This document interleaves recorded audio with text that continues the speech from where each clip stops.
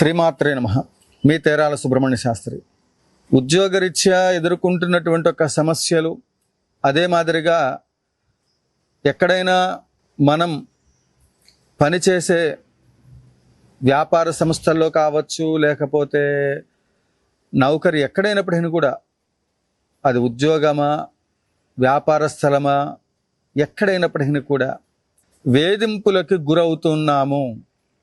నాకంటే పైన ఉన్నటువంటి వాళ్ళు లేదా నాకంటే కిందనున్నటువంటి వాళ్ళు ఉద్యోగంలో కావచ్చు, వ్యాపారంలో కావచ్చు, ఎక్కడైనప్పటికీ కూడా ఒక రకమైనటువంటి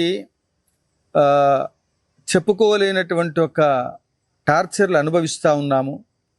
అక్కడ పని చేయక తప్పదు, లేకపోతే ఆ ఊళ్ళో అవ్వచ్చు, ఇంట్లో అవ్వచ్చు, ఎక్కడైనప్పటికీ కూడా మనకుండబడేటువంటి ఒక ప్రెజర్ ఏదైతే ఉంటుందో, ఆ అనుభవిస్తున్నటువంటి ఒక టార్చర్, ఉదాహరణకి భార్యాభర్తల సమస్యలు, ఆ సంసార జీవితంలో ఉండబడేటువంటి ఒక బాంధవ్య మాంగళ్య బలం అనేటువంటిది ఏదైతే ఉందో, ఆ మాంగళ్య బలానికి, మంగళసూత్రానికి, దానికి ఇచ్చేటువంటి ఒక విలువ చేత, కుటుంబ విలువల చేత కట్టుబడి ఉండి, కుటుంబంలో అది భార్య అవ్వచ్చు, భర్త అవ్వచ్చు, ఎవరైనప్పటికీ కూడా ఆ విలువలకు కట్టుబడి వాళ్ళ కుటుంబంలో ఎన్ని రకాలైనటువంటి ఒక హింసలకు గురవుతూనే ఉన్నప్పటికీ కూడా సొసైటీ కోసమో ఇంకో దానికోసమో ఆ బంధాన్ని కొనసాగిస్తూ నరకాన్ని అనుభవిస్తున్నటువంటి వాళ్ళు, చెప్పుకోవడానికి వీలు లేనటువంటి వాళ్ళు, చెప్పుకుంటే ఇంటి గుట్టు లంకకు చేటు అని బాధపడేటువంటి వాళ్ళు, ఉద్యోగంలో అయితే అధికారులు వాళ్ళకి పెట్టేటువంటి ఒక టార్చర్ అంతా ఇంత కాదు అనేటువంటిది ఒక్కొక్కళ్ళ నుంచి ఫోన్ కాల్స్ ఇన్ని వస్తున్నాయి. అధికారం ఉందనో, లేకపోతే మనం ఎదుటి వాళ్ళని హింసిస్తే ఆ హింసకి వాళ్ళు లోనవుతూ ఉంటే మీరు పొందే పైశాచిక ఆనందం కోసమో, పని చేసేటువంటి వాళ్ళకి, మన దగ్గర ఉన్నటువంటి ఒక వర్కర్లకి హీనంగా చూడటము, హేళనగా మాట్లాడటము, లేదా యజమాని ఎంత కరెక్ట్గా ఉన్నప్పటికీ కూడా వాళ్ళకి ఇవ్వవలసినటువంటి ఒక సరైనటువంటి ఒక కావలసినటువంటివన్నీ కూడా ఏర్పాటు చేస్తూ ఉన్నప్పటికీ కూడా వర్కర్లు యజమానులని హింసించటము, ఇలా ఒకళ్ళ నుండి ఒకళ్ళకి పరస్పరం హింసకు గురవుతూ, వాడితోనే పని ఉంటుంది, వాడు తప్ప ఇంకోటి చేయలేడు కాబట్టి వాడు నెత్తి మీద దేవుడిలాగా కూర్చొని మన పైన సవారీ చేస్తూ ఉంటారు కొంతమంది. పోనీలే, మనం అన్నం తింటున్నాం, మనం అక్కడ కష్టపడుతున్నాం, ఆ కష్టానికి తగినటువంటి ఒక ప్రతిఫలం యజమాని ఇస్తున్నాడు కాబట్టి ఆ ప్రతిఫలాన్ని మనం పొందేటువంటి ఒక క్రమంలో తగిన న్యాయం చేయాలి, గౌరవప్రదంగా ఉండాలి, నమ్మిన బంటులాగా ఉండాలి అనే విధి విధానాలలో ప్రస్తుత కాలం ప్రతి విషయంలో కూడా అవకాశం, ఎదుటివాడిని ఏడిపించడానికి ఎంత అవకాశం దొరికితే అంత, ఎవరైనా డబ్బులు ఇవ్వాలి, వాడి దగ్గర లేవు, ఇస్తావా చస్తావా, వాడు ఒక టైం చెప్తాడు, ఆ సమయం చెప్పిందాక వాడికి దొరకాలి కదా. ఆ సమయం దొరికే లోపు వీడికి రోజు నేనున్నానని గుర్తు వీడు ఎందుకు ప్రశాంతంగా ఉన్నాడరా అన్న స్థాయిలో రోజుకోసారి నేను గుర్తున్నానా అన్నట్లుగా వాడిని హింసించటం, వాడు బరి తెగిస్తే ఆ డబ్బులు నువ్వు ఏం చేసుకుంటావో చేసుకోరా బాబు అనే స్థితికి వెళ్ళినప్పుడు, అది చట్టాలు కానీ న్యాయాలు కానీ ఎక్కడైనప్పటికీ కూడా కొన్ని రకాలైనటువంటి ఒక ప్రత్యేకమైనటువంటి ఒక మరి విధి విధానాలని మనకు అందించి ఉన్నప్పటికీ కూడా వాటిని అతిక్రమిస్తూ ఇవ్వవలసినటువంటి వాడు ధర్మంగా వాడు ఉంటే పర్వాలా, వాడు దుర్మార్గుడైతే దాన్ని ఆలోచన చేసే మీరు అన్ని మీరు రిలేషన్ ఏర్పాటు చేసుకోవాలి. అంటే ఒక ఆర్థికపరమైన అంశాల దగ్గర నుండి మొదలుకొని వ్యాపార సంస్థలు అవ్వచ్చు, ఇంకో చోట అవ్వచ్చు, కుటుంబ నేపథ్యం అవ్వచ్చు, ఎక్కడైనప్పటికీ కూడా మీరు హింసకి గురవుతున్నారు. ఉదాహరణకి నిన్న కొంతమంది ఉద్యోగస్తులు ఎక్కువగా నాకు ఫోన్ చేసేటువంటి వాళ్ళలో, సార్ మేము ఇక్కడ ఉద్యోగం చేస్తూ ఉన్నాం, మాకు అక్కడ అది తప్ప దారి లేదు, ప్రమోషన్ పేరుతో మేము బయటకు వచ్చాం, కానీ ఆ అధికారులు రాత్రనక పగలనక మమ్మల్ని రుద్ది రుద్ది రుద్ది చావగొడుతున్నారు, కానీ మా టైం ఇది, ఎక్కువగానే పనిచేస్తూ ఉన్నాం, దానికి మించి ఎక్కువగా మాకు మరి ఎక్కువ వర్క్ చేస్తున్నామని చెప్పి ప్రత్యేకంగా రాయితీలు కానీ నాకు రావాల్సిన లబ్ధులు కానీ ఏమి లేకపోగా వాళ్ళు మా పై అధికారులు వాళ్ళు విలాసాలకి వాటికి వీటికి తిరుగుతూ వాళ్ళు పెంచుకున్న వర్క్ లోడ్ మొత్తం మా పైన వేస్తూ ఈ పని ఆ పని చేయకపోతే ఆ నిమిషం ఏమనకపోయినా అక్కడ ఏసీ లేకుండా చేయటము, లేకపోతే ఆ ఉన్న వర్క్ టైంలో మాకు వర్క్ లేకపోయినప్పటికీ కూడా కావాలని ఏదో ఒక రకంగా డిప్యుటేషన్ల పేరుతో ఆ ఊరు ఈ ఊరు తిప్పటము, హింసకు గురి చేయటము. ఇంకొంతమంది అయితే ఆడవాళ్ళని కూడా చూడకుండా మరి వాళ్ళని ఆ కూర్చునేటువంటి ఒక కుర్చీల్లో కూడా బ్యాక్ పెయిన్స్ వస్తూనే ఉన్నప్పటికీ వాళ్ళకి సంబంధించిన దాంట్లో పైన వాడు ఒక రాక్షసుల్లాగా పైన అధికారులు హింసకు గురి చేస్తూ ఉన్నారు. అసలు నేను అక్కడే ఉద్యోగం చేయాలి, వేరే దారి లేదు. ఇలా ఒకటేమిటి, అసలు నిజంగా వింటా ఉంటే అడవిలో జంతువులు మృగాలు ఉంటాయి అని తెలుసు, కానీ మనుషుల్లోని ఇంతమంది మృగాలు ఉన్నారా అనేటువంటి ఒక పరిస్థితి ప్రస్తుత కాలంలో నేను నిర్మోహమాటంగా చెప్తా ఉన్నా. ఒక్కొక్కడికి ఒక్కొక్క రకమైనటువంటి ఒక శాడిజం అనమాట. ఇప్పుడు నేను ఒక వీడియో చేస్తున్నా, ఆ వీడియోలో కింద కామెంటు వాడు మాట్లాడేటప్పుడు మంచిగా పెడితే వాడికి ఒక ఆనందం, చెడుగా పెడితే వాడికి ఒక ఆనందం, ఈ ఇద్దరికి లైకులు పెట్టేవాడికి ఇంకొక ఆనందం. ఈ లైకులు పెట్టేవాడు కూడా ఈ మధ్యకాలంలో ఫేస్బుక్లో వాటిల్లో చూస్తూ ఉన్నా, చనిపోయారనే ఉద్దేశంతో వాళ్ళ గురించి పెట్టేటువంటి ఒక సమాచారం కోసం పూర్వకాలంలో మనకి కార్డులు ఉండేవి, ఉత్తరం రాసి పంపించేవాళ్ళు సమాచారం. ఈ ప్రస్తుత కాలంలో వాట్సాప్ లేకపోతే తెలిసినటువంటి ఒక ఫేస్బుక్ ద్వారా తెలియజేస్తే దానికి లైక్ పెడుతున్నారు. లైక్ ఎందుకు? ఆ చనిపోయింది అది బాధాకరమైన విషయం.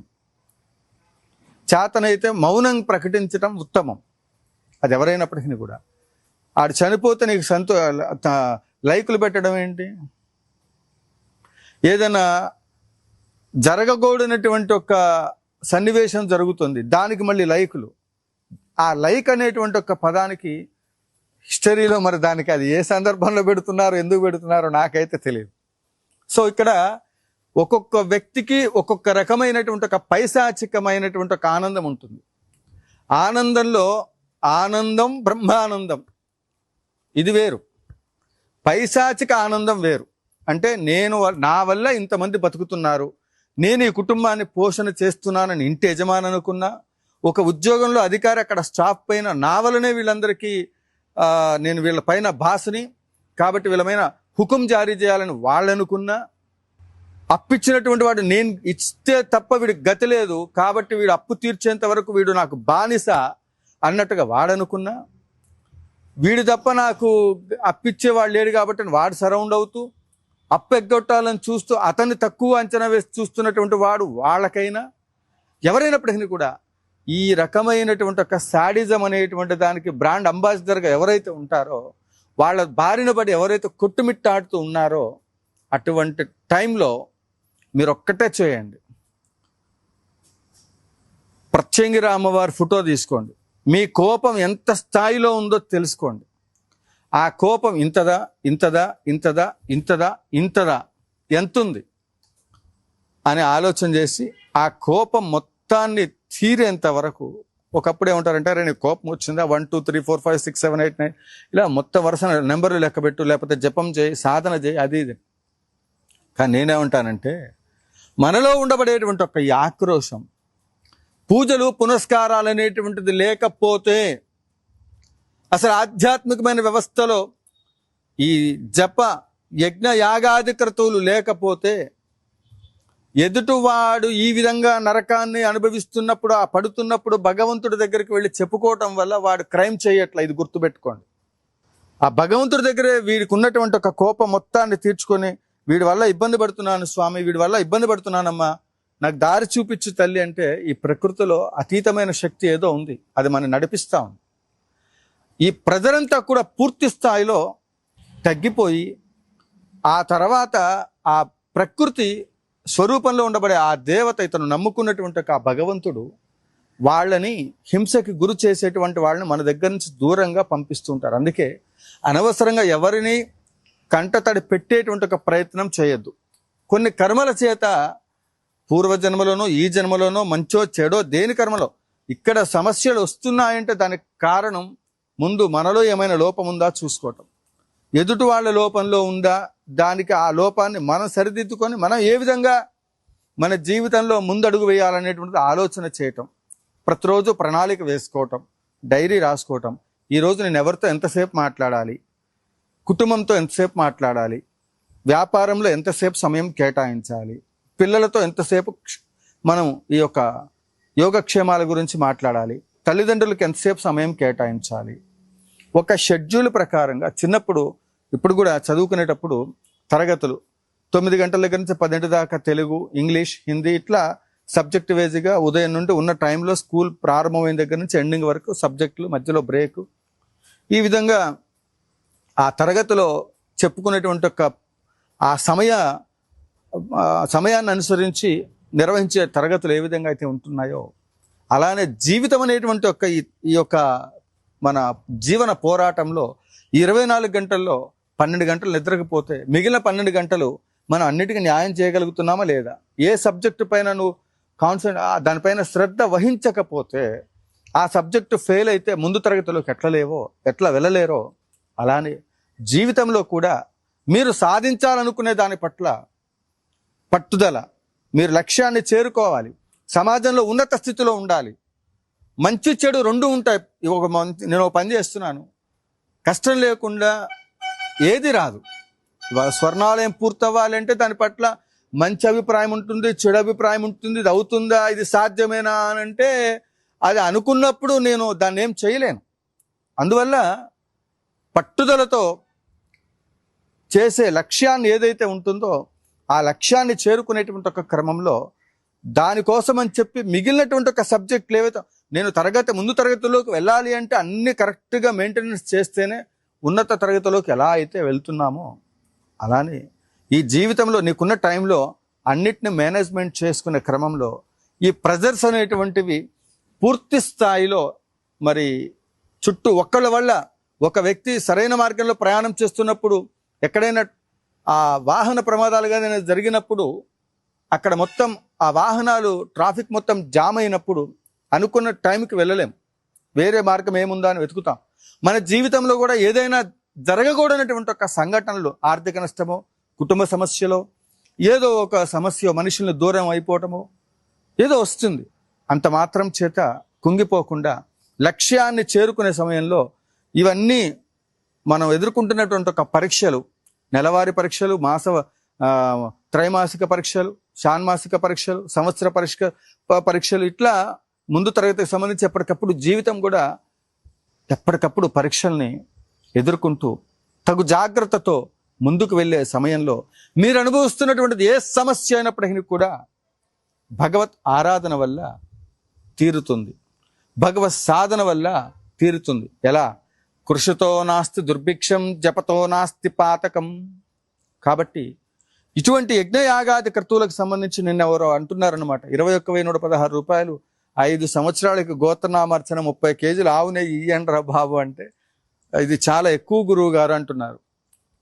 కాబట్టి ఇక్కడ కార్యక్రమం ఏం జరుగుతుంది, ఎన్ని ద్రవ్యాలు వాడుతున్నామో, 5 సంవత్సరాలకి గోత్రనామార్చన అంటే ఇక్కడ గురుదక్షిణ లేదు, ఆవు నెయ్యి కేజీ 600, 1000 రూపాయలు ఆ పైన ఉంది.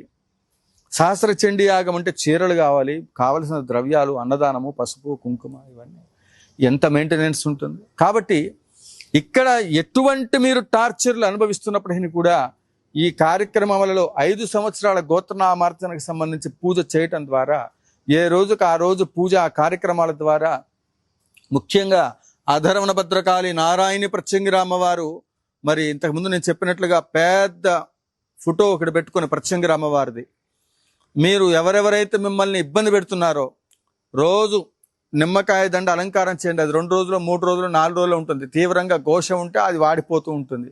వాడిపోయినప్పుడల్లా నిమ్మకాయ దండ తీసేసి ప్రతిరోజు కూడా తెల్లవాలు, తెల్ల నువ్వులతో ప్రత్యంగిరాదేవికి అష్టోత్తరం చేస్తూ ఉండండి. రోజు మిమ్మల్ని ఎవడు టార్చర్ పెడుతున్నాడో వాడికి అసలు ఇంకా మిమ్మల్ని ఎంతగానో టార్చర్ పెట్టి ఎన్ని రోజులు పైశాచిక ఆనందం పొందాడో ఇక వాడికి ఉంటుంది మజా, మామూలుగా ఉండదు.